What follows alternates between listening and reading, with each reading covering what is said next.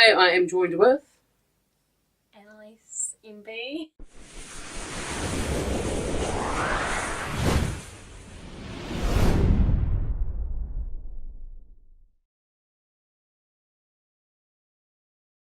Anneliese. How about you tell us, what you do?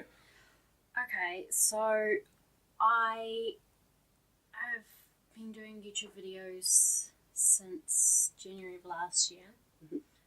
Started with doing a lot of Sims videos. I've been playing Sims for a few years. Only a couple. I haven't been playing since the beginning at all. No.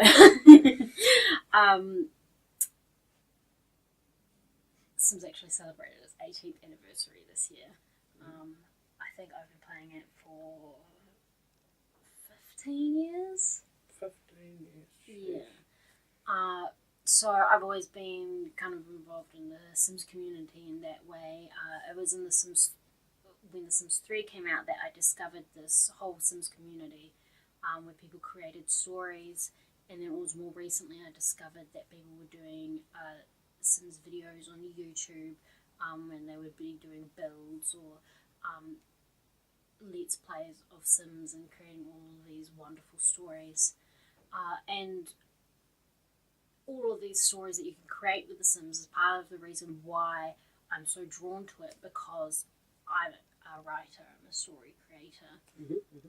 And you can have so many different personalities and such with The Sims. And so I thought about it for a while, and then when my health started going downhill and I wasn't able to work anymore, I thought that would be a good time to start doing it, because it was something that I could do during my good moments, and it was something that would keep me occupied while I was unable to work. I've also done fandom related videos because I'm a giant nerd. It's like Sim fandom? Not just Sim fandom. I've talked about Harry Potter, I've talked about general internet fandom, and sort of, maybe not like etiquette, but sort of things like the way that as a fandom we treat some people, or some ways that as a fandom we could like improve, like the concept of cringy fandoms, and just respecting other people within the fandom. Yeah. And I also do a few videos talking about my health, because I feel it's better to be open about that, and share that, because other people may be going through the same thing. And then this year I started doing Twitch streaming, and I play Sims and Stardew Valley on that, and occasionally some other games, and I find it a really good way to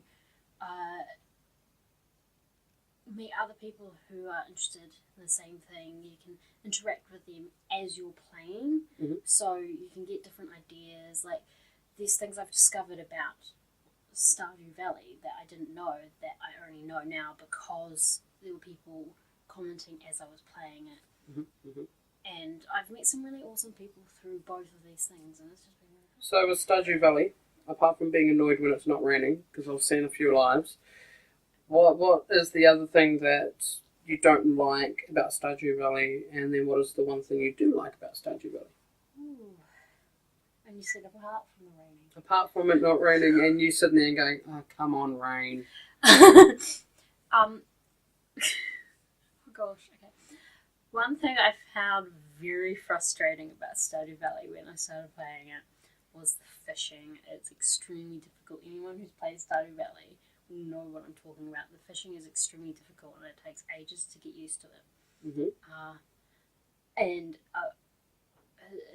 you just have to put in a lot of work with that. What I really like about it is it's just a nice sort of more relaxing game. There's no, you get the quests, but there's no urgency about it. You can just sort of plod along and run your farm, or go talk to people, or, it's a very calm, peaceful game. So it'd be kind of good it'd be a kind of a good game for an elderly person to play then. Maybe. They might get so frustrated by the fishing, though. Okay, so what makes the fishing so difficult in Stardew Valley? Is So, it the time, like, does it take a lot of time just having your fishing rod in the water, or no. is it building it, or? When you reel the fish in, you get this sort of bar, and the fish goes up and down on the bar, and then you have a little bar underneath, and you have to keep it behind the fish the whole time with the C button. Keep on holding the C button and just keep on going, and it can move extremely fast, or it can just stay still. When it stays still, it's great, but when it goes up to the top straight away, no, that's it. You're not getting that fish. Yeah, I won't have the patience for that. So tell us a little bit more about your Sims experience. What are you sort of doing with your Sims at the moment? What's your story? What expansions are you currently using? Okay, so one of the Sim series I'm doing, which is the first one I started, and I'm still doing it. It's called a leprosy. So basically, it's like I play 12 generations of the same family, and each generation is based on an expansion pack of Sims 3. Wait, 12 generations? Yeah. So you have at least 12 people in a house? No. You have No. what, son, daughter, what? I play the first generation. Yeah. So the first person comes in, they're just base game. Okay. Play them, their kids, the next expansion, and then their kids, the next expansion. Yeah. And I'm going to be, so it's a focus on all of the expansion packs. I get to experience things that maybe I haven't really focused on, even though I've been playing Sims 3 since it came out in 2009. Yeah, because we're up to Sims 4 now, aren't we? Yep. Yeah. Danielle plays it. I kind of get frustrated. And I suppose that's the thing. I'm going to make a comment, and it'd be interesting to hear what you have to say about it. I personally, and call me naive, I personally don't like Sims because it seems to be mundane, boring. All you're doing is building a house and sending like people to work. There's really, nothing to it, in my opinion. Yeah, no, I can see why you would think that, and that is how you can play. But there's also a lot more, especially as other expansions come out. So I'll use Sims 3 as an example because that's the one that I'm doing with my long Sims 3 series. So my current generation is the second generation, and their expansion pack is World Adventures. And now with World Adventures, you go travel to 3 different locations, and you can explore tombs and find treasure and get mummies, and find mummies and fight with them, and learn martial arts and that kind of thing. And then they can also then go home and still have that family and a job, and so they have the both. And again with Sims 4, the most recent game pack, again, Jungle Adventure, that's where you can go and explore the jungle. And so it really depends on the gameplay you're after, because different expansion packs add different things. So some people want that realism, and so they go for expansion packs like Parenthood or Laundry Day or What's that? Is that an expansion about doing washing? It was a stuff pack that the community voted on. I know. I was really annoyed about it because one of the options that we could have got was dangerous stuff, which would have added awesome things. Hello? Do you want to do laundry or do you want to have dangerous stuff? Is that really a question to ask? There was an option between the themes, and it was eco-living, which, by the way, laundry is not eco. You know how much energy it uses. Anyway, and then once we got to the gameplay item, laundry was an option. Everyone voted for laundry, but there were things like canning and preserving things, living off the grid, other stuff that would be much more interesting. But no, they wanted laundry because they wanted the realism. Which I can understand that. But I thought it was lame as heck. Yeah. I was like, oh god. But it's all about the gameplay that you want. You can have different sorts of things. Again, in The Sims 3, there was an Into the Future pack where you could send them to the future. And you can do stuff that's a lot more than the mundane go to work, have a family, go through that sort of thing, definitely. And I mean, it's always fun to create drama with your Sims. I can imagine. I mean, it can be fun to create drama in real life, but I mean, you got to deal with it even after you want that drama to finish. Whereas in Sims, I suppose you can have the drama and then you can end it whenever you please. Yeah. You're kind of done with it.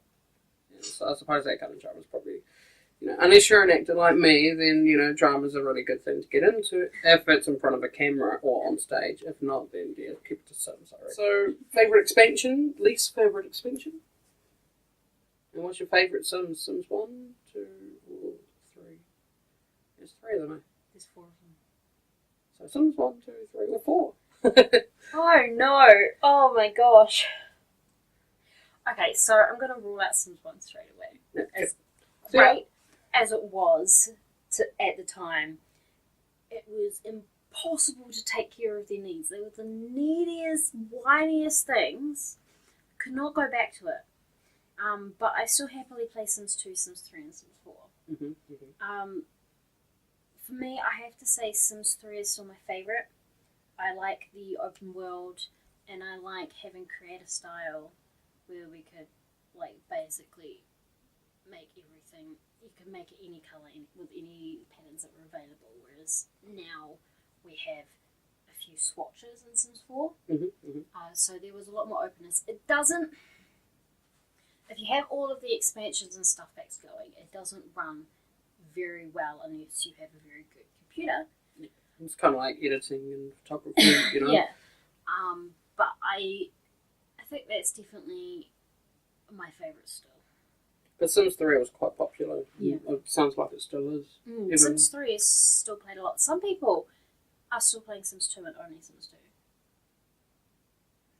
Do you have a message for those people, to get out under the rock, or is that a good thing? No, I think it's fine if they want to keep doing that. I mean, I still happily play Sims 2, and if there's people still playing Sims 2, then they are creating custom content for me to use, so whatever. I suppose, in saying that, someone naive like myself, it'd be kind of like somebody using a Samsung Galaxy 1 compared to a Samsung Galaxy, 9? I suppose that's my view, and that's probably because I don't play Sims, and I'm not a fan. They're different games, and there's things in Sims 2 that, for ages I didn't have Sims 2 installed on my computer, and every now and then I'd feel really nostalgic for it, for, the characters, because they're not all in every single Sims, for some of the stuff that's available in Sims 2 that isn't in others.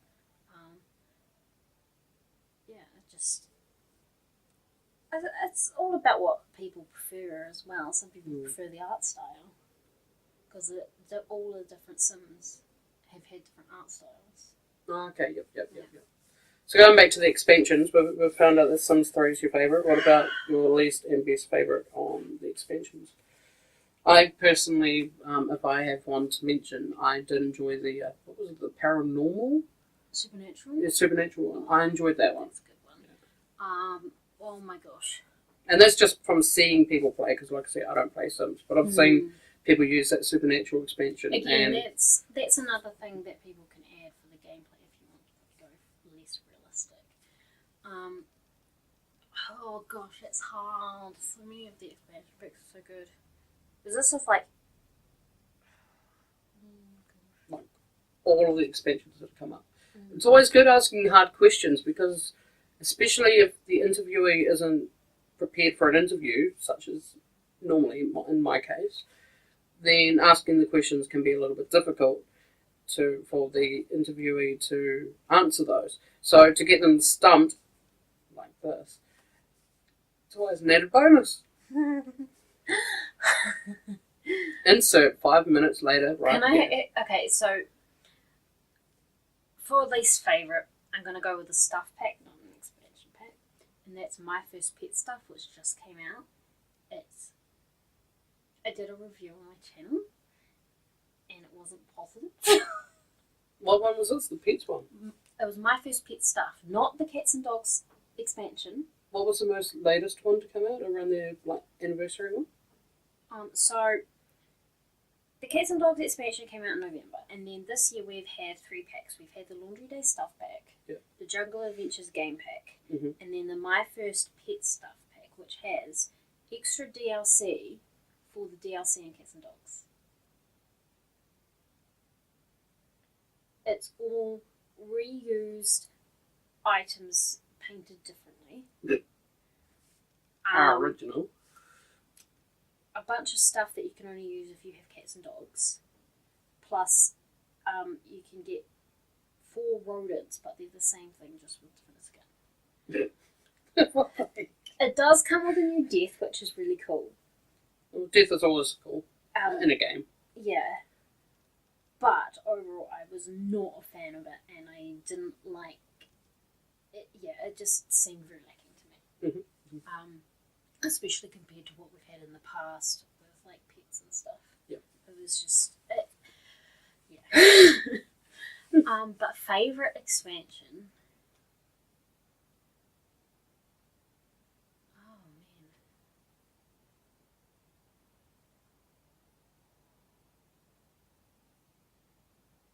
That is really difficult. Insert 5 minutes here. Oh. Well, if it helps, you can give your top 3 favourites. No, that doesn't help. I'm with you on the Supernatural thing. I do really like the Supernatural one. I liked having that edition. However, I did a 10 generation story of vampires, and so now I'm kind of tired of it. So it's kind of like overused. yeah.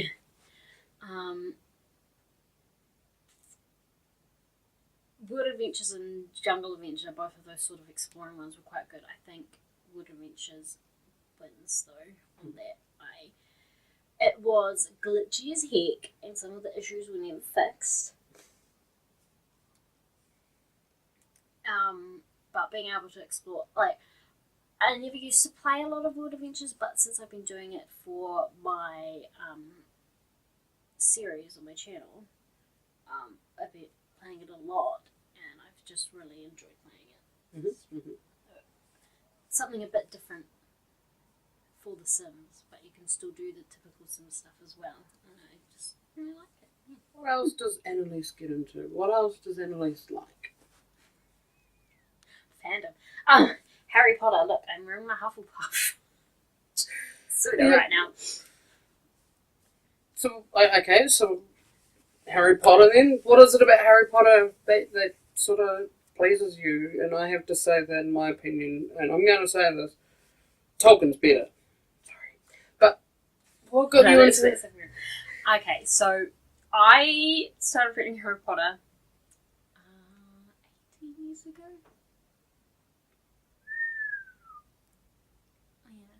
So I was 12. I was 8, so my grandmother got them for me for Christmas or my birthday. I can never remember which one because my birthday's so close to Christmas.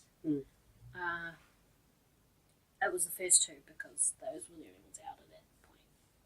Possibly the 3rd one was as well, but I think they may have come out early in 2000. I'm not sure. I can't remember. It was only the first 2. I wasn't sure about it, but then I started reading them, and around that point was when my parents separated. So I think it may have been used as a bit of an escapism. Escapism or crutch, something like that, and it has been like that ever since then. Like, I cannot remember a time when I wasn't into Harry Potter, when I didn't love it. For me, it was just so fascinating, all this magic and everything, and it was set in our world. The Muggle world. Yeah, so like, it could reasonably actually be true. I mean, it is. Obviously. If you don't believe it's true, then you need help. And yeah, I've always been drawn to books and anything fictional that has like magic and such and that kind of thing just tends to draw me anyway.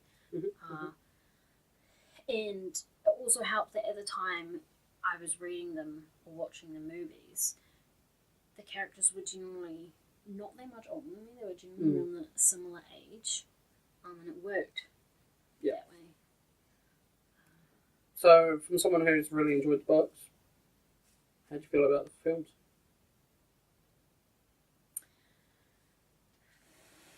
Interview number 2. Chat for a whole nother day. There are some things that I really loved in the books that didn't make it into the movies. I understand that film is a different medium to create a story than a book. I wish there had been more of the morals, and I feel like we may have missed out some of the themes in the translation from book to film, but for what they are, I like them. I was very excited about them, actually, when they were coming out. Okay, quick fire question. Favourite character? Remus Lupin. Remus Lupin. Remind me. Professor Lupin, 3rd year, Defense Against the Dark Age teacher, werewolf. Ah, yes, I remember. Dobby. Ah, yeah. Bad Dobby. Okay, so if people want to check you out, whether it's Twitch or your Sims stuff that's going on, how do they find you? Okay, so I am on YouTube at Anneliese _MB. The underscore is there to match my Twitter username, which is the same, and my Twitch one is just Anneliese MB, no spaces. No underscore. No underscore. Random question, what's MB? Melton My Bradley? initials. Oh. My other initials. Oh, okay. Because every time I see it, I'm like, Anneliese, Milton Bradley, like Monopoly and MB. Yeah. Someone was like, megabyte. Well, it depends on your persona. It could be mega bitch. No, that's been great. There's going to be links at the bottom of this video. Thank you for taking the time to have a chat. There's nothing else you wanted to add? Other than everybody needs to go and check her out. Do it. So one last word from Anneliese. Like the video if you enjoyed it, share it with your friends, comment below, and make sure to subscribe. Thank you. I've been Lexa Dixon. And I'm Anneliese MB. Good night.